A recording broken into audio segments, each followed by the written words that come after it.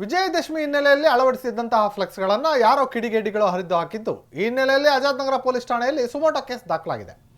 ಶುಕ್ರವಾರ ಬೆಳಗಿನ ಜಾವ ಆಜಾದ್ ನಗರ ಪೊಲೀಸ್ ಠಾಣೆಯ PSI ಚಂದ್ರಪ್ಪ ಅವರು ಗಸ್ತಿನಲ್ಲಿದ್ದಾಗ ಬೇತೂರು ರಸ್ತೆಯ ಇನಾಮ್ ನಗರದ 5ನೇ ಕ್ರಾಸ್ನ